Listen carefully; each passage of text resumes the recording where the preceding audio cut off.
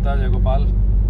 24 अप्रैल की सुबह 5 बजे हैं अभी, और 5 बजे हम अभी जस्ट बुधगिरी मठी से रवाना हुए हैं। अभी जयपुर जाएंगे और जयपुर से और काफ़ी संत साथ होंगे और उनको सबको साथ लेकर के कहाँ जा रहे हैं, किस जगह जा रहे हैं, वो पूरा वीडियो आप देखेंगे तो आपको पता चलेगा। लेकिन बहुत ही एक महत्वपूर्ण और संवेदनशील कार्य भावना से जुड़ा हुआ है, उस ऐसी जगह जा रहे हैं। तो आज का जो ब्लॉग है, आज का जो वीडियो है, बहुत ही आपको नया ऐसा बहाव और नई जानकारी देने वाला बन रहा है। तो आप पूरा देखिए। और अभी 5 बजे हम और बनाजी हमें अभी रवाना हुए हैं, जयपुर पहुंचेंगे। उसके बाद में आपको आगे फिर बताते हैं। आप बने रहिए पूरी वीडियो के साथ। धन्यवाद। अभी हम जयपुर पहुंच गए हैं और भारती जी महाराज पहले के आए हुए हैं। भारती जी अभी संध्या कर रहे हैं। अभी हम पहुंचे हैं और कुछ समय में और लोग भी आने वाले हैं। उसके बाद भी यहाँ से आगे रवाना होंगे।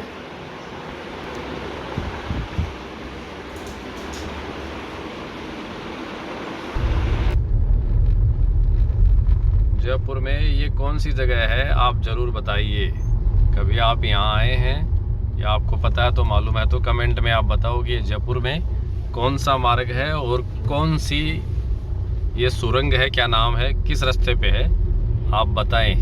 आपका क्या अनुभव कमेंट में लिख करके बताओ। हम अभी किस सुरंग से गुजर रहे हैं, जयपुर में है। हरिओम। तो अभी 9 बजे हैं सुबह के और हम जयपुर से रवाना हुए हैं। अभी भारती जी महाराज पीछे बैठे हैं और 2-3 गाड़ियां हैं और वो भी पीछे आ रही हैं, और आगे भी 2 सामने रास्ते में खूब लोग मिलेंगे। तो अभी हम जयपुर से 9 बजे रवाना हो गए और इस भरतपुर रोड पे हम आ गए हैं। और अभी जहां जा रहे हैं उसका आपको वहां पहुंचने के बाद ही बताएंगे। लेकिन आज जो पूरा नेशनल मीडिया में एक मामला चल रहा है राजस्थान का, और सरकार के द्वारा बहुत ही आस्था को भारी ठोस पहुंचाई गई है, चोट पहुंचाई गई है। ऐसा जो शासन प्रशासन के द्वारा कुकृत्य वाला कार्य हुआ है, उस स्थान पे हम सब संतों के सानिध्य में, गोभक्तों के सानिध्य में जा रहे हैं। और आगे क्या होता है देखते हैं। आप वीडियो में बने रहिए, पूरा वीडियो देखेंगे तो आपको पता चलेगा। और आगे वहाँ की एक्चुअल स्थिति है वो भी आपको हम पूरा प्रेषित करेंगे, क्योंकि मीडिया के माध्यम से जो आती है उसमें बहुत ऊपर नीचे भी हो सकता है। इसलिए वास्तविकता क्या है वो हम भी जानेंगे और इस वीडियो के माध्यम से आपको भी उसका जानकारी उपलब्ध करवाएंगे। तो भारती जी हैं, तो भारती जी आप कुछ कहेंगे? सोशल मीडिया और समाचार पत्रों से, टीवी चैनलों के माध्यम से जो खबर प्राप्त हुई है कि अलवर में एक गौशाला को वन विभाग की ज़मीन मान करके तोड़ दिया गया है, ऐसा कृत्य यदि किया गया है तो बहुत ही खराब है। आज हम उसको देखने के लिए, वस्तुस्थिति को जानने के लिए और वास्तव में क्या हुआ है उसके लिए वहाँ जा रहे हैं। यदि गोवंश के साथ इस प्रकार की घटना हुई है तो अत्यंत निंदनीय है, क्योंकि चाहे वन विभाग की ज़मीन हो, किसी भी विभाग की क्यों न हो, उस ज़मीन के ऊपर कोई न कोई तो प्राणी, वन विभाग मतलब कोई वन्य जीव रहना चाहिए। तो गाय घरों से छोड़ दी, वो वन्य प्राणी की तरह ही हो गई है। ऐसे गोवंश के लिए, किसी भी प्राणी के लिए रहने के लिए कोई आश्रय न था, तो उसको उजाड़ जाना बहुत ही ये निंदनीय कार्य है और मानवता के लिए कलंक है। हम जाके वहाँ देखेंगे। और ऐसी परिस्थिति यदि होती है तो हमारे देश के सभी गो भक्तों को, पर्यावरण प्रेमियों को, जीव जगत के जो प्रेमी लोग हैं उन सबको इसका विरोध करना चाहिए और सरकार के पास ऐसा संदेश जाना चाहिए ताकि आइंदा सरकारी कार्य में या सरकार के जो लोग हैं इस प्रकार के कृत्य को नहीं करें और आगे नहीं बढ़ावें। ये कलंकित वाला कार्य भारती जी ने आपको बता दिया और इस वीडियो के माध्यम से पूरा आप देखेंगे तो आपको विस्तार से सब पता चलेगा। लेकिन ये दुर्भाग्य है, बहुत बड़ा दुर्भाग्य है। और संतों के लिए तो एक ये चुनौती समझें या तपस्या समझें, कुछ भी समझें, ऐसी स्थिति है। क्योंकि जहाँ एक और गौशालाओं को तोड़ा जा रहा है, मंदिरों को तोड़ा जा रहा है, ये विध्वस्त स्थिति है। ऐसी स्थिति अगर आ रही है तो ये दुर्भाग्य है। चलो देखते रहना पूरा वीडियो, आगे क्या होता है आपको सब कुछ पता चलेगा।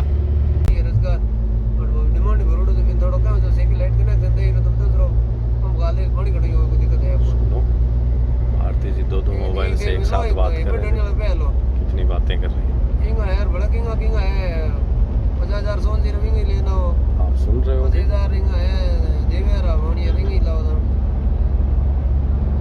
दो मोबाइल से एक साथ में कौन सी भाषा आपकी समझ में आ रही है?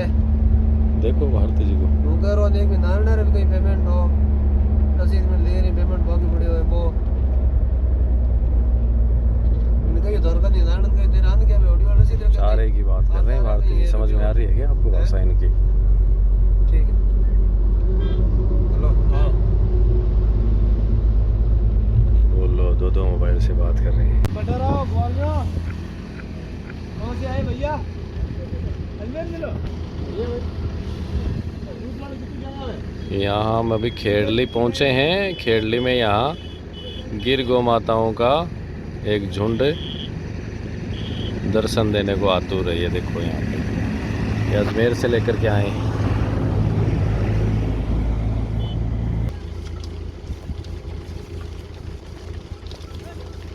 ये देखिए कितना बड़ा झुंड है गिर गौ माताओं का। ये सारी गिर व रेडी नस्ल की, गिर नस्ल की गायें हैं। अजमेर की तरफ से आए हैं, यहाँ चराने लाए हैं। खेड़ली के पास में हम जहाँ गौशाला जा रहे हैं, जहाँ गौशाला तोड़ी गई उसके ये लगभग 30 किलोमीटर पहले हैं हम। और कितनी गायें हैं, ये सब ग्वाले हैं। देखो ये सब ग्वाले हैं। इनसे बात की तो ये बता रहे हैं हम अजमेर से लाए हैं। इनका भी अलग अलग झुंड है। देखो ये पीछे वाला आ रहा है ना, पीछे वालों को रोक के रखा है। तो ये आगे वाली गायें हैं, ये बड़ी हैं और पीछे वाली जो हैं छोटी हैं। देखो सब पीछे वाली रुकी हुई, आगे वाली निकल जाएंगी, उसके बाद में इनको लाएंगे, पीछे वाली को छोड़ेंगे, पीछे वाली आएंगी। ये अलग अलग ग्रुप है इनका, ग्रुप के हिसाब से चलते हैं, रखते हैं, चलाते हैं। ये देखिए अभी दूसरा ग्रुप ग्वालों के आगे, ग्वाले आगे, गौ माताएं पीछे, दूसरा ग्रुप आया है। इतनी सुंदर गौ माताएँ हैं और अक्सर जब भी हम सफ़र में जाते हैं तो गौ माताओं के दर्शन हो ही जाते हैं हमें। ये देखो ये गिर का ही एक दूसरा रूप है, रेडी नस्ल, जो भीलवाड़ा, नसीराबाद, अजमेर इस क्षेत्र में रेडी नस्ल की गौ माताएँ हैं, जो गिर का ही रूप है, पाया जाता है उस क्षेत्र में। ये भारती जी आ रहे हैं, ग्वालों से मिल के आए हैं, उनसे बात करके आए हैं और अभी भारती जी आ रहे हैं। तो अभी मेथना गांव हम पहुंचने वाले हैं। 2 किलोमीटर है ये उस गांव की जाने वाली सड़क है, आप देख सकते हैं। मेथना गांव का नाम है और ये गांव आया है। और यहाँ ये देखो मेथना, ये मेथना गांव आ गया। इसके बाद में क्या होता है देखते हैं। पता चला है कि वहाँ प्रशासन भी आगे खड़ा है, नहीं जाने दे रहा है, जो भी है देखते हैं। गाँव वालों से भी उन्होंने बात की है, क्या तस्वीर निकल कर आई है, क्योंकि लगातार हम जो ग्राउंड रिलेटेड रिपोर्ट दिखा रहे हैं वो साफ बता रही है कि इससे पहले भी गौशाला में गाँव की हालत क्या थी, किस तरह गायों के साथ किया जा रहा था। फिर आपने यहाँ बात की गाँव वालों से, क्या तस्वीर? हमने गाय वालों से भी बात की है, गाँव वालों से भी बात की है, प्रशासन से भी बात की है, सभी से बात की है। और ये जो भी स्थिति बिगड़ी है, इस स्थिति को सुधारने का सब लोग मिलकर के प्रयास करने को तैयार हैं। आपके सरपंच महोदय भी, ग्रामीण समिति, यहाँ की जो संचालक समिति भी है, प्रशासन के लोग भी हैं, हम गोवक्त भी हैं, संत समाज भी है। जो भी स्थिति बिगड़ी है वो गलत है, ऐसी नहीं बिगड़नी चाहिए थी, लेकिन जो बिगड़ने का कारण रहा उस कारण को ठीक करना है।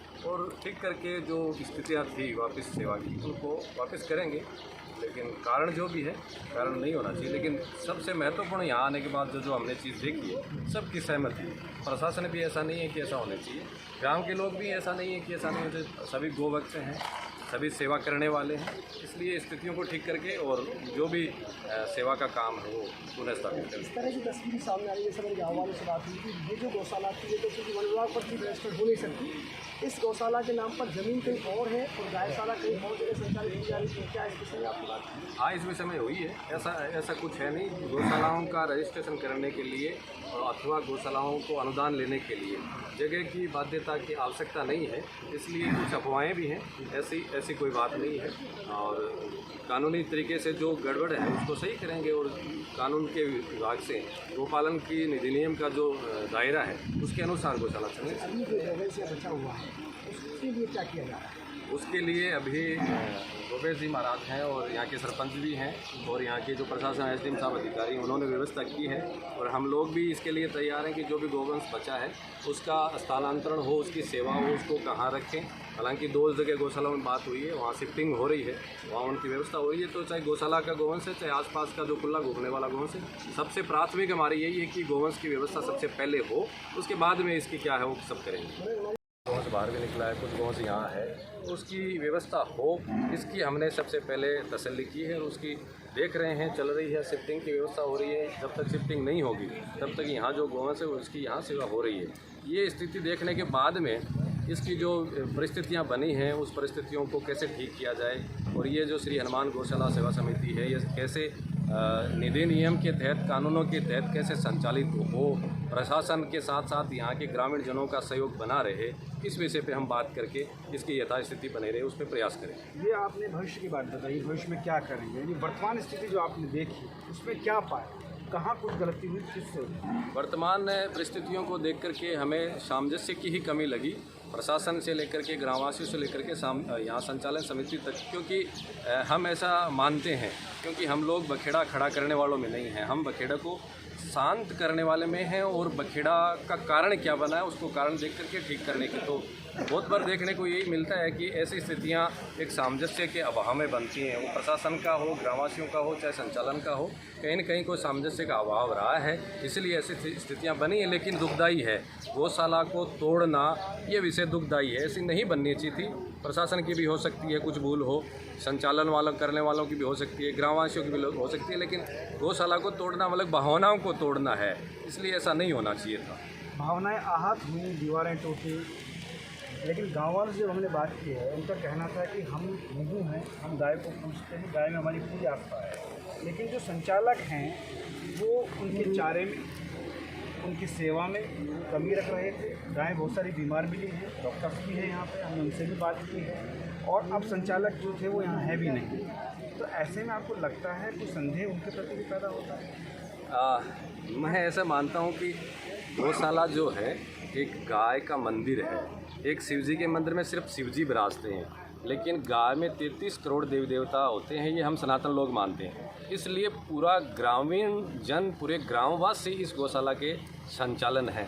मैं यहाँ से 250 किलोमीटर दूर मेरा निवास है, लेकिन मैं तो ये मानता हूँ कि गोभक्त होने के नाते मैं गोभक्त हूँ। यहाँ कोई व्यवस्था में कमी रही है तो मैं तो मेरी खुद की भी चूक मान रहा हूँ। इसलिए ऐसा नहीं है कि संचालन वालों की चूक रही है, चूक जो गोभक्त है, सनातनी है, उसकी सभी की। और हम तो गोभक्त गौ सेवा से जुड़े हुए हैं, तो अगर यहाँ की व्यवस्था में चूक रही है तो संचालन समिति हो अथवा ग्रामीण जन हो, आसपास के क्षेत्र हो अथवा संत समाज हो, हम चाहे हो, सभी की कमी रही है, उसको ठीक करना है मिलकर के। तेरी कमी रही या मेरी कमी रही, इससे कमियां दूर नहीं होगी। कमी हमारी है, हम सब मिलकर के उसको ठीक करें। ये बड़ी बात आपने कही कि कमियां जो हैं वो देखनी पड़ेंगी, तेरी और मेरी कमी से पार नहीं पड़ेगी। गौ सेवा करने के लिए, चूँकि गौ में पूरे 33 करोड़ देवी देवताओं का निवास होता है। तो जय गौ माता। अल्टीमेटली अब हम वापसी वहाँ अलवर जो गौशाला तोड़ी गई थी वहाँ से रवाना हुए हैं। मैथना गांव था वो, मैथना से वापस हम रवाना हुए हैं और वहाँ की सारी परिस्थिति हमने जानी है और देखी है। वहाँ के गांव के लोगों से भी बातचीत की है, गौशाला के जो संचालक थे उनसे भी बातचीत लंबी दौर की हुई है। प्रशासन भी वहाँ सब अधिकारी लोग, एसडीएम भी थे और डिप्टी भी थे, तहसीलदार भी थे, एडीएम वगैरह और सारा ज़िले का प्रशासनिक अधिकारी भी वहाँ भी थे। वहाँ के ग्राम पंचायत के सरपंच भी थे, उनके साथ बैठ करके लंबी 1 घंटा 2 घंटा उनसे भी बातचीत हुई है। गौशाला को भी तोड़ा गया है, गायें अभी भी 100-125 के लगभग वहाँ विराजमान हैं, उनकी भी व्यवस्था एक चुनौती बनी हुई है। तो हम जाकर के आए हैं वहाँ पे, अभी वापस रवाना हुए हैं, हम गाड़ी में बैठे हैं जयपुर के लिए। तो सबसे पहले तो वहाँ जो गौ माताएँ हैं, अभी जो कुछ तो कल जो परसों जब तोड़ी गई तो उसके बाद में वहाँ गायें इधर उधर हो गई, लेकिन अभी भी 100-125 के लगभग वहाँ गौ माताएँ हैं। तो उनकी व्यवस्था का सबसे प्राथमिक हमने कार्य किया है। प्रशासन के साथ मिलकर के पास में जो 2 गौशालाएँ हैं उनसे बात की, वहाँ के जो संत भी आए हुए थे गणेशानंद जी, तो उनके द्वारा बात करके उनको वहाँ शिफ्ट करने का अभी तुरंत व्यवस्था सबसे पहले उसकी की है। अब उसके बाद में उस गौशाला को कैसे वापस प्रतिस्थापित किया जाए, स्थापित किया जाए, और जो तोड़ा गया है, सरकार हो चाहे प्रशासन हो, उसके लिए कल हम अभी रवाना हुए हैं। रास्ते में हमारे संतों से बात भी हुई है, तो कल प्रमुख जो संत हैं जयपुर आ रहे हैं, उनके साथ बैठेंगे, उनके साथ बैठ करके आगे इसके लिए क्या बड़ा निर्णय करना है उस पर चर्चा होगी। कुल मिलाकर आप सब लोगों को बताना चाहेंगे कि राजस्थान में जो 2 ज़िले हैं, अलवर और भरतपुर, ये गौ सेवा के हिसाब से बड़े संवेदनशील हैं। आपको तो पता ही होगा, अलवर में जो मेवात क्षेत्र है उसमें सबसे ज़्यादा गो तस्करी होती है, सबसे ज़्यादा। घरों से रात को बंधी हुई गायों को खोल खोल के ले जाते हैं। अलवर में ऐसी बहुत सी गौशालाएं हमने देखी हैं जहां पहले ऐसी घटनाएं हुई कि रात को चोरी करके गौशालाओं में से गायें पिकअप तस्कर लोग ले जाते हैं। ऐसी बहुत स्थितियां यहाँ की 2 ज़िलों की हैं। तो ये भी एक बहुत बड़ा प्रमुख मुद्दा यहाँ इस गौशाला को तोड़ने में रहा है, ऐसे हमको लगता है, क्योंकि बहुत बड़ी तस्करी होती है अलवर। और यहाँ प्रत्यक्ष आज हमारे साथ डिप्टी साहब जो बैठे थे वो स्वयं बता रहे थे कि यहाँ के तस्करों की जो स्थिति है महाराज वो ऐसी है कि वो मरने मारने पे रहते हैं, किसी भी तरह से वो गोवंश को कैसे ले जाएं ऐसी स्थिति रहती है। तो ऐसी बहुत सी स्थितियाँ बनी हैं। तो अंत में आज की पूरी कहानी आपने सुनी है, देखी है वीडियो के माध्यम से। तो अंत में मैं आपको यही कहना चाहूँगा कि एक कुल्हाड़ी ने पेड़ से पूछा कि तू कट क्यों रहा है पेड़। पेड़ ने जवाब दिया कि कुल्हाड़ी, तेरे हत्थे में जो लकड़ी लगी हुई है वो मेरे ही वंश की थी। ये लकड़ी तेरे हत्थे में नहीं लगी हुई थी जो मेरे वंश की है, तो तेरी हिम्मत नहीं थी लोहे की होके भी कि तू मुझे काट सकता।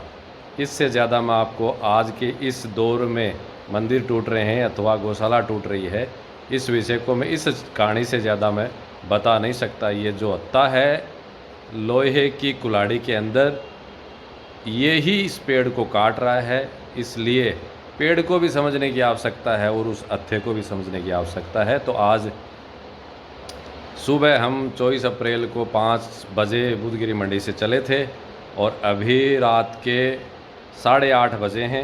जयपुर अभी हम पहुंचे हैं। जयपुर जहां रुके हैं आवास में वहां पहुंचे हैं। आज का पूरा आपने व्लॉग गौशाला विजिट का, गौशाला जो तोड़ी गई है उस विजिट का आपने देखा।